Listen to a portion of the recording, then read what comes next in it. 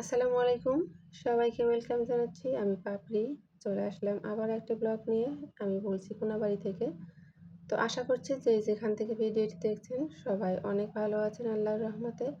আলহামদুলিল্লাহ আমি অনেক ভালো আছি। তো এই তো ধোয়াধুয়ির কাজ যেন শেষই হচ্ছে না। প্রতিদিনই ভাবছি যে আজকে শেষ ধোয়া, এরপর থেকে গোছানো শুরু করব। কিন্তু সকাল হলেই দেখা যাচ্ছে অনেক রকমের ময়লা জিনিস আবারও বেরোচ্ছে।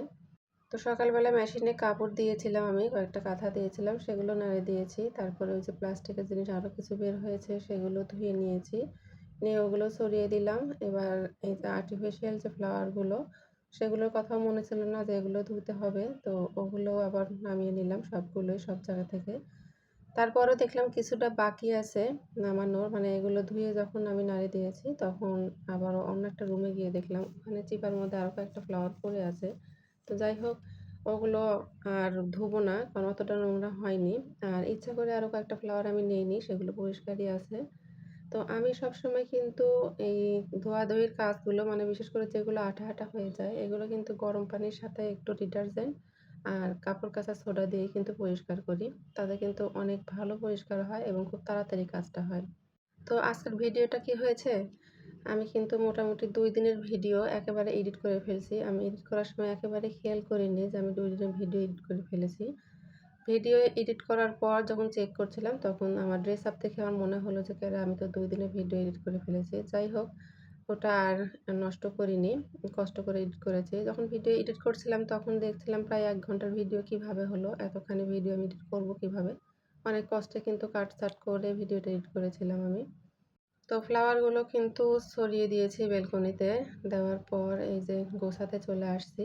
তো আমার এই বক্সের মধ্যে কিন্তু আমি ওই যে জায়নামাজ, সিঙ্গেল যে কম্বল, তারপরে তাওয়াল, এগুলো সবকিছুই রেখে দেই। তো ওটার মধ্যে কাঁচের জিনিস ভরবার জন্য ওটা খালি করে নিলাম। আর অনলাইন থেকে আমি এই যে ব্যাগগুলো অর্ডার করেছিলাম। তো 4 টা ব্যাগের কম্বো নিয়েছিলাম। তো এই কম্বোর সেটটা কিন্তু অনেক ভালো ছিল, মানে ব্যাগগুলো অনেক ভালো ছিল, বিশাল বিশাল ব্যাগ ছিল। তো আমার এই একটা ব্যাগের মধ্যে কিন্তু মাশাআল্লাহ অনেকগুলো জিনিস ধরেছে। 4 টা সিঙ্গেল কম্বল ঢুকিয়েছি আমি। আর এই যে জায়নামাজ, এটা কিন্তু আমার গিফটের, আমার গার্ডিয়ানরা দিয়েছিল আমাকে বিদায়ে। তো যাই হোক, জায়নামাজটা ঢুকিয়েছিলাম আমি, মেবি 10 টা জায়নামাজ আছে এখানে। তো পাশে একটা ভাবি ছিল, তো ভাবিকে সবগুলো জায়নামাজ দেখাচ্ছিলাম। অনেকগুলো জায়নামাজ, মানে সবগুলোই কিন্তু আমার গিফটের জায়নামাজ ছিল এগুলো। গার্ডিয়ানরা দিয়েছিল, আর আমার ননদ দিয়েছিল, আমার বাড়িওয়ালা দিয়েছে, আমার পাশের রুমের ভাবি দিয়েছে। আলহামদুলিল্লাহ, আলহামদুলিল্লাহ অনেক গিফট আমার হয়েছে জায়নামাজ। তো ভাবি বলছিল এগুলো ভাঁজ খুলবেন না, এগুলো রেখে দিবেন ছেলে-মেয়ের জন্য। তো আমি বললাম, "না ভাঁজ খুলিনি, এখনো সবই নতুন আছে, কোনোটাই ইউজ করা হয়নি।" তো জায়নামাজ ঢুকানোর পর ৩ টা তাওয়াল ঢুকিয়েছি, তারপরে বেডশিট ৪ টা ঢুকিয়েছি। এর মধ্যে আমার হাসব্যান্ডের শার্টের গিফট ছিল সেটা ঢুকিয়েছিলাম। আরও একটা ব্যাগ ঢুকিয়েছিলাম। আলহামদুলিল্লাহ অনেক কিছু ঢুকেছে। তারপরে আরও রাখা যেত কিন্তু আমি রাখিনি কারণ জিপারগুলো নরমাল ছিল। তো যাই হোক, এগুলো গোছানোর মধ্যে একজন এসে আবার আমার মেয়ের জন্য এই 3 পিসটা আর আমার জন্য একটা শাড়ি গিফট করে গেছে আলহামদুলিল্লাহ। তো 3 পিসটা কিন্তু বাটিক ছিল, সিল্কের, ওইটা খুবই সুন্দর ছিল লাল কালোর মধ্যে। আর এই শাড়িটা কাতান শাড়ি, মাশাআল্লাহ অনেক সুন্দর হয়েছে। শাড়িটা এত পরিমাণ সফট, কি বলবো, এটা আসলে ধরে না দেখলে বোঝা যাবে না। তো আমার সামনে কিন্তু একটা ভাবি বসেছিল বললাম। তো ভাবি দেখছিল, ভাবির কিন্তু অনেক বেশি পছন্দ হয়েছে। তো এটা কোন দোকান থেকে নিয়েছে, ভাবির ঠিকানাটা নিল। তো উনি নাকি নিয়ে আসবে সেম, সেম ছবি উঠিয়ে নিয়েছে। উনি আবার দৌড়ে গিয়ে পাশের রুমের ভাবিকে দেখিয়ে নিয়ে আসলো। উনারও খুবই পছন্দ হয়েছে।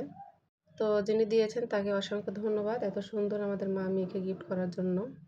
তারপর এইটা গোসলের পরের ভিডিও, মানে গোসল করে নামাজ পড়ে তারপর এগুলো গোছাচ্ছিলাম। তো ওখানে আমার কাটার মেশিনগুলো আমি প্যাক করে নিয়েছি। আর এই যে আমার বেকিংয়ের জিনিসপত্রগুলো আমি এখন এই বক্সে করে সব উঠিয়ে রাখবো। এখানে যত রকমের কালার, ইমালশন আছে, ফ্লেভার আছে, তারপরে চকলেট, সবকিছু আমি এই এক বক্সে করে রেখে দিচ্ছিলাম যেন কোনো ভেজাল না হয় পরবর্তী যেখানে যাচ্ছি ওখানে গিয়ে। তো ভিডিওর এই পর্যায়ে এসে সবার কাছে একটা লাইক চেয়ে নিচ্ছি। যদি ভিডিওর কোনো একটা অংশ ভালো লাগে প্লিজ একটা লাইক করে দিবেন। যারা ইউটিউব থেকে দেখছেন প্লিজ একটা সাবস্ক্রাইব করে দিয়ে পাশে থাকা বেল আইকনটা প্রেস করে দিবেন, যাতে করে আমি যখনই কোনো ভিডিও ছাড়ি সঙ্গে সঙ্গে একটা নোটিফিকেশন পেয়ে যান। এই কাজগুলো যারা অলরেডি করে দিয়েছেন তাদেরকে অসংখ্য অসংখ্য ধন্যবাদ। এরপর আমি বেকিংয়ের যে মানে কেকের যে ডাইসগুলো, পিজ্জার ডাইস, সবগুলো ডাইস এখানে আমি বস্তার মধ্যে রেখে দিচ্ছিলাম। তো আরও কিছু আছে বাইরে, কারণ এই গোছাগাছের মধ্যেও কিন্তু আমি অর্ডারের কাজ করছিলাম। শুধু কেকের অর্ডার নিচ্ছিলাম। তো একটা বক্সে মানে একটা বস্তায় আমি সব কেকের জিনিসপত্র ভরে রাখলাম। আর একটু নামটাও লিখে রাখলাম যেন আমার পরবর্তীতে গিয়ে মানে অন্য বাসায় গিয়ে চিনতে সুবিধা হয়। তারপর এটা পরের দিনের ভিডিও। দুপুর থেকে করেছিলাম, মানে সকালে কোনো ভিডিও ক্লিক নেইনি, ফোনে চার্জ ছিল না। তো দুপুরে কিন্তু সেদিন আমি রান্না করিনি। কারণ ফ্রিজে অনেক খাবারই ছিল। অনেক খাবার বলতে একটু চচ্চড়ি ছিল আর মাসকলাইয়ের ডাল ছিল, ভাত ছিল। তো ওটাই গরম করে খাবো ভেবেছিলাম। তো পরে আবার মনে হলো একটা করলা ভর্তা করে নিই, ভর্তা খেতে ইচ্ছে হলো। তো ভর্তা করে নিয়েছি, নিয়ে খেয়ে নিয়েছি আলহামদুলিল্লাহ। তারপর এই যে বিকালে চলে আসছিলাম আবার এগুলো গোছাইতে। শোকেসের জিনিস থেকে সবগুলো নামিয়ে নিয়েছি।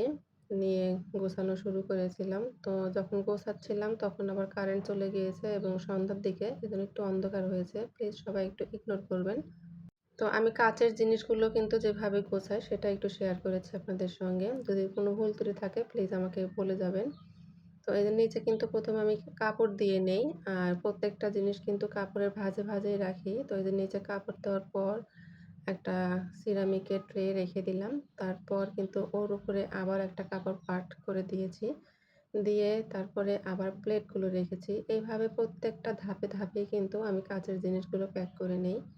তাহলে দেখা যাবে যে কোনো জিনিস ভেঙে চুরে যাবে না। আমি বহুবারই বাসা শিফট করেছি। আলহামদুলিল্লাহ কখনো বাসা শিফট করার সময় আমার কোনো জিনিসের ক্ষতি হয়নি। একটা জিনিসও ভেঙে যায়নি। তো এই যে একটা লেয়ার দেওয়ার পর আবার একটা লেয়ার দিচ্ছিলাম। তো কাপড়গুলো কিন্তু সফট হতে হবে, এবং মানে যেকোনো কাপড় দিলে কিন্তু রিস্ক হয়ে যায়। তো আমি সফট কাপড়গুলোই বেছে বেছে নিয়েছিলাম এবং সুতি যেগুলো হয় সেগুলোর মধ্যেই নিয়েছিলাম। তো ওগুলো নিয়ে কিন্তু এই যে প্রত্যেকটা লেয়ার লেয়ারে কিন্তু আমি কাপড়গুলো সুন্দর করে ঢুকে দিচ্ছিলাম। যে বক্সগুলোতে প্যাক করছিলাম সেই বক্সের বডিতেও যেন না লাগে সেভাবে কিন্তু আমি চতুর সাইডে কিন্তু কাপড়গুলো সুন্দর করে মানে ঢুকে দিচ্ছিলাম। তো এই বক্সে কিন্তু মোটামুটি আমার অনেকগুলো জিনিস ধরে গিয়েছে। আমার যতগুলো প্লেটের সেট ছিল সবগুলো দিয়েছি। আর সাইডে জায়গা ছিল সেগুলো দিয়ে ছোট ছোট যে বাটিগুলো ছিল আমার, স্যুপ বাটি, ফিরনি বাটি, সবগুলো বাটি কিন্তু আমি সাইড দিয়ে প্যাক করে নিয়েছিলাম।